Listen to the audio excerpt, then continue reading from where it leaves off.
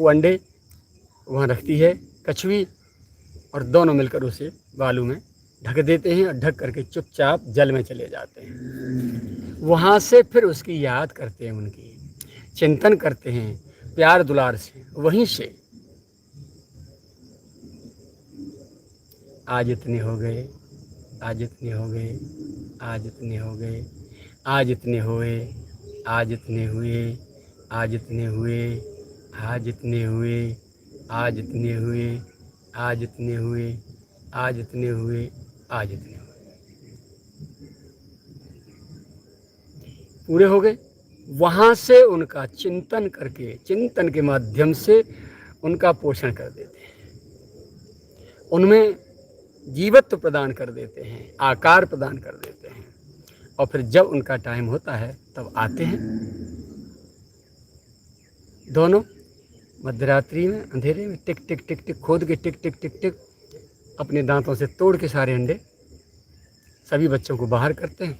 आगे आगे आप जाते हैं और पीछे पीछे तार हृदय का इतना जुड़ा होता है कि अंडे से निकलते ही बच्चे जानते हैं कि ये हमारे माता पिता हैं, ये हमारे जन्मदाता हैं, और सभी उनका अनुगमन करते हुए सरोवर में चले जाते हैं। ऐसे ही सद्गुरु महापुरुष जहाँ भी विराजते हैं, वहाँ से यदि कोई उनका लाडला अनुगत कहीं बाहर दूर देश में किसी कार्यवशात फंसा हुआ है, गया हुआ है या रह रहा होता है, वो यहाँ से उसका चिंतन करते करते कृपा भेजते रहते हैं जहाँ भी विराजे होते हैं, और उसका वहाँ पोषण उसको प्राप्त होता रहता है। माता के अनेकों बच्चे होते हैं जो समीप होते हैं, उनकी माँ को चिंता उतनी नहीं होती जितनी जो दूर गया होता है।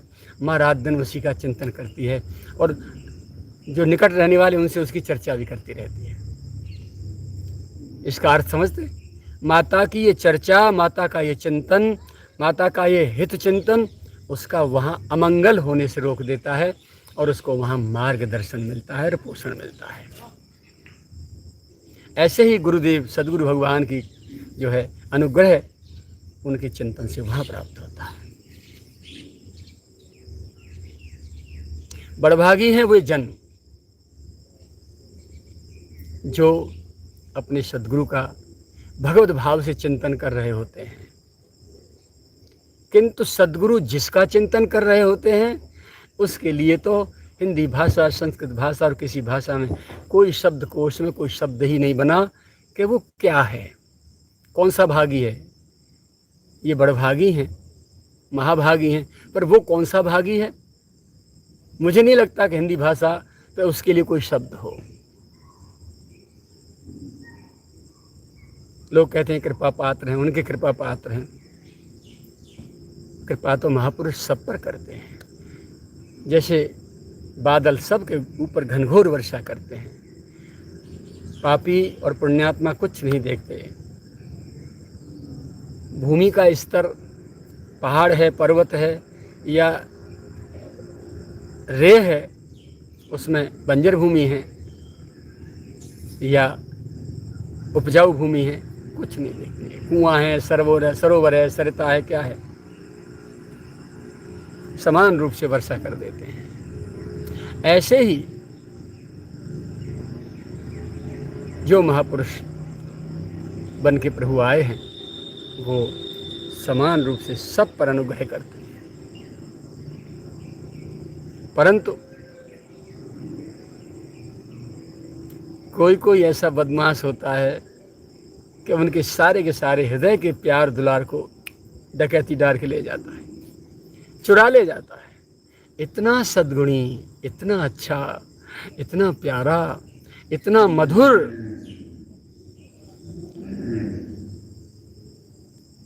ऐसा मीठा होता है वो कि भगवान और सद्गुरु उसे छोड़ नहीं पाते, एक क्षण के लिए उसकी याद से दूर नहीं रह पाते। हम और आपको ये सारे उदाहरण शिक्षा देते हैं कि वैसा बनना चाहिए।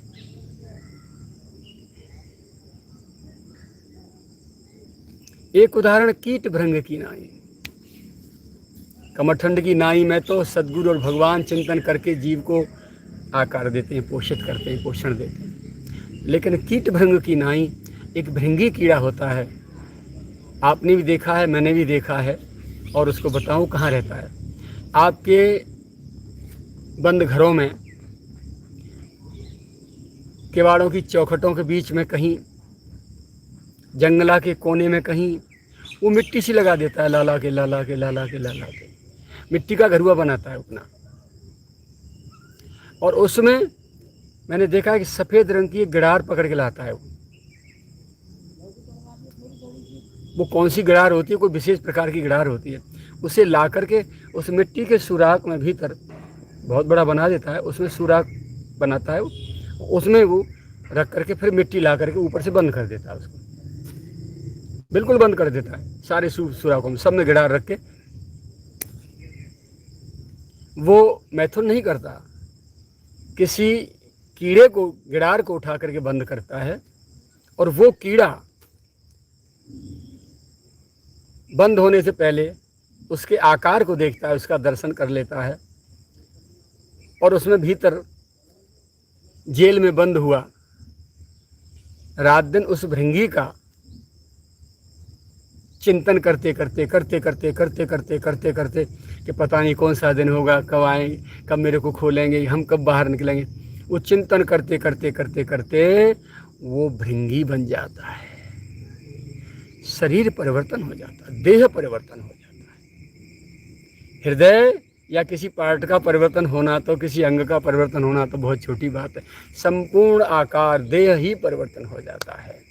ऐसे ही अपने सद्गुरु महापुरुष का चिंतन करते मायाबद्ध विषयी विकारी, घोर विषयी विकारी जीव भी पूर्ण निरवकारी होकर के अपने सद्गुरु का प्रतिमूर्ति, प्रतिनिधि बन जाता है, आकार ही बन जाता है। उसकी बोलन चलन, चितवन, हलन डुलन, व्यावहारिकता, सब कुछ तो अपने सद्गुरु जैसा हो जाता है। इधर जीव का पक्ष है चिंतन का, कीट भृंग में, और कमठंड में ईश्वर का पक्ष है चिंतन का।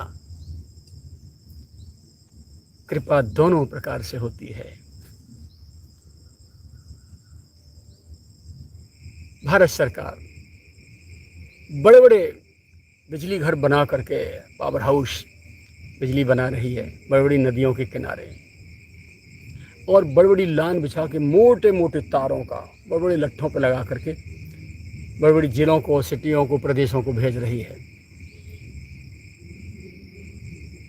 केंद्र की व्यवस्था होती है, वो हर प्रदेश को भेजती है, हर शहर को, और वहाँ बिजली घर बना करके वहाँ स्टेप अप और स्टेप डाउन, दो प्रकार के ट्रांसफॉर्मर्स होते हैं। तो स्टेप डाउन ट्रांसफर भी लगाती है, स्टेप अप भी लगाती है।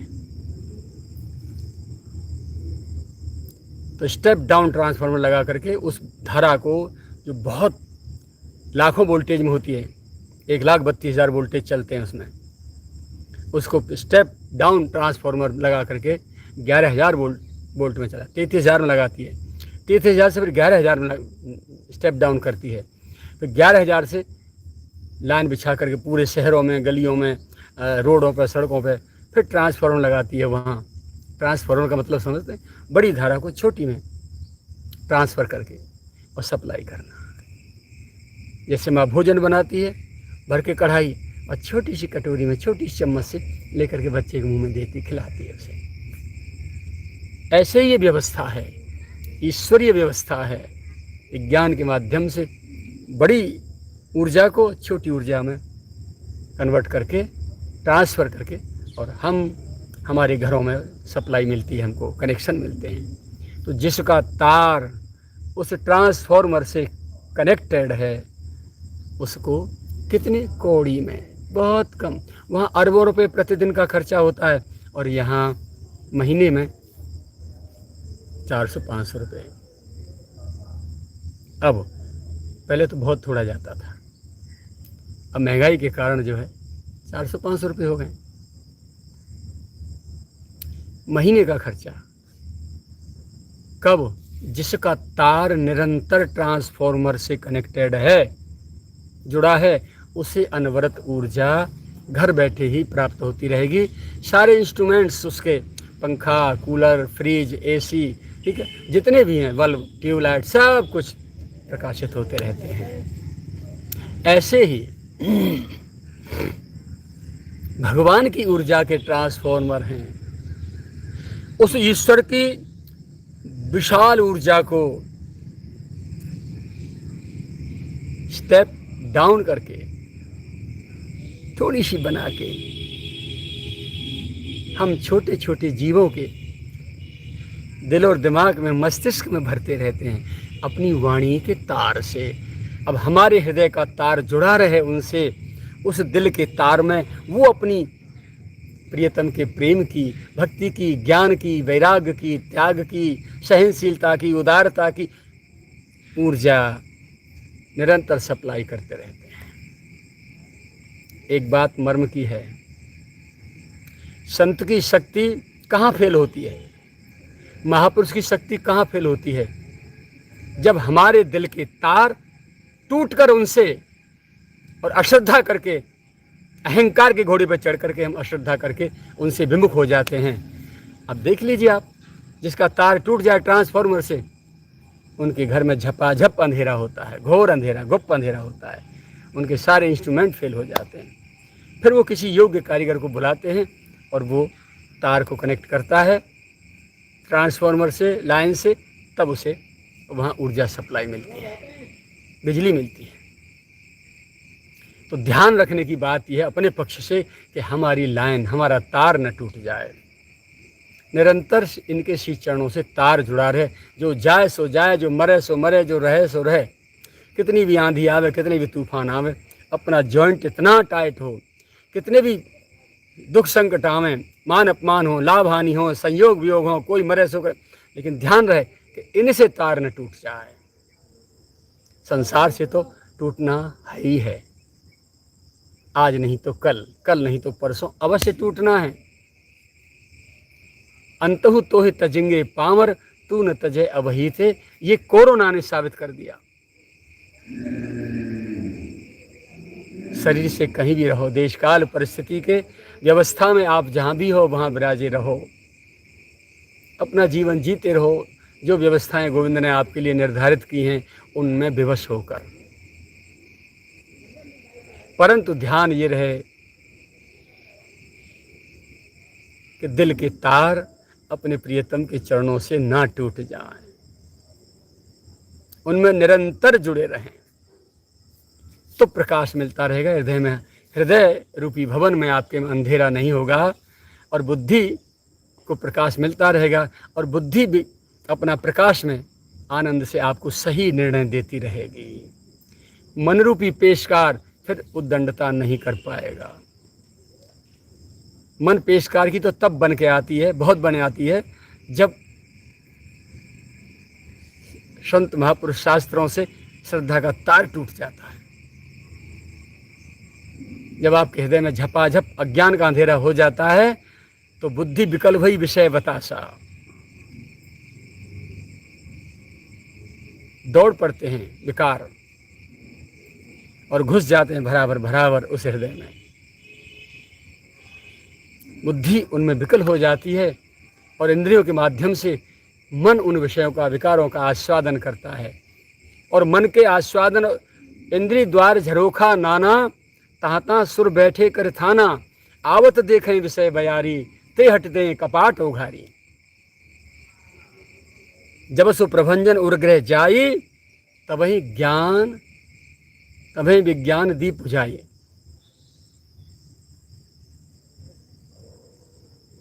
उस ज्ञान के दीपक को बुझाती है, तबही दीप विज्ञान बुझाइए। बस फिर क्या होना है, जीवन का पतन होना है। नाव में बैठे और मल्लाह छोड़ के भग जाए तो इस नाव को तो किसी न किसी झोंका पर, नदी के वेग पर डूबना है। अब आप चाहे कितने भी शास्त्रज्ञ क्यों न सही, बड़े बड़े धुरंधर विद्वानों को भी गोता खाते देखा है। क्योंकि शास्त्र ज्ञान क्या केवल आपको अहंकार दे सकता है। और महापुरुष के चरणों से यदि आप जुड़े हैं और उनके प्रदत्त यदि किसी शास्त्र का अध्ययन आपने किया है, सदगुरु मुख से यदि आपने किसी शास्त्र का अध्ययन किया है, तो आपको विनम्रता प्राप्त होगी, दीनता प्राप्त होगी, सरलता प्राप्त होगी, भावुकता प्राप्त होगी, उदारता प्राप्त होगी, हैं। ये सारी अच्छाइयाँ उस शास्त्र अध्ययन के साथ महापुरुष आपको अलंकृत करेंगे, भेंट करेंगे। फिर आपको अहंकार नहीं होगा। दीनता जिस हृदय में होती है वह अहंकार नहीं होता।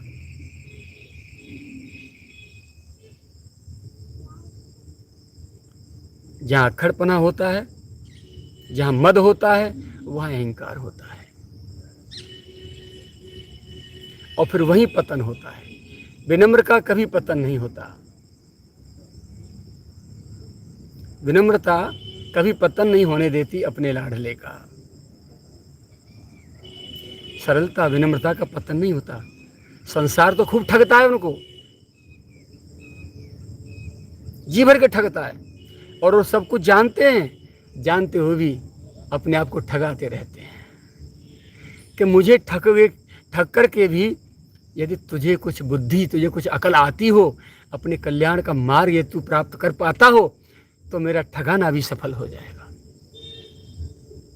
लेकिन हाय रे करमचंद, हाय रे दुर्भाग्य, वो वहाँ से भी हीरा की खान में से भी कांच भर के ले जाता है और बड़ा अपने आप को गौरवान्वित समझता है।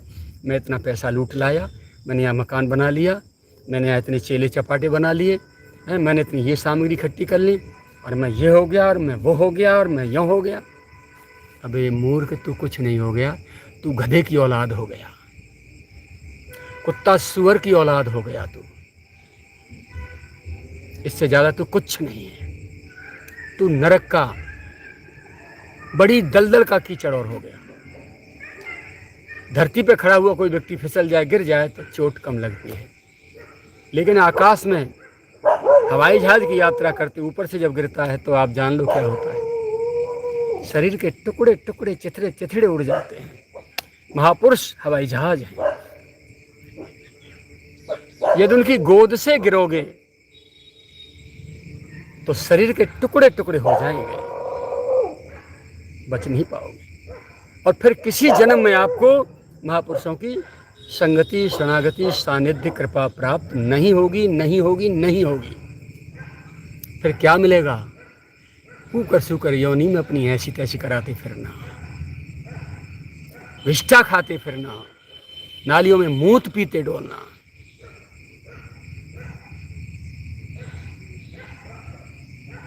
यदि माया ही बटोरनी थी तो ये साधु का वेश क्यों बनाया? इतना पावन मंच लगा करके माया बटोरने का ढोंग क्यों किया? फिर और भी बहुत माध्यम से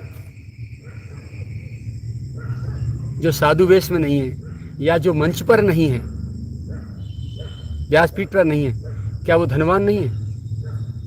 वो तुमसे तो बहुत करोड़ गुने धनवान है, जो तुमको धन देकर धनी बना रहे हैं। तो तुम भी उन्हीं का माध्यम पकड़ो, उन्हीं का अनुशीलन करो, कमाओ धन। ये धन कमाने की भड़ास है भीतर, तो निकालो उसे। वो इसको बचाओ, इस पावन वेश को बचाओ। बेचे वेद धर्म दुहि लेहि, पिसुन पराय पाप कहि देहि। तो सासत कर पुण्य करें पसाऊ। भगवान दंडित करते हैं, सदगुरु दंडित करते हैं। ऐसी ही एक घटना बनी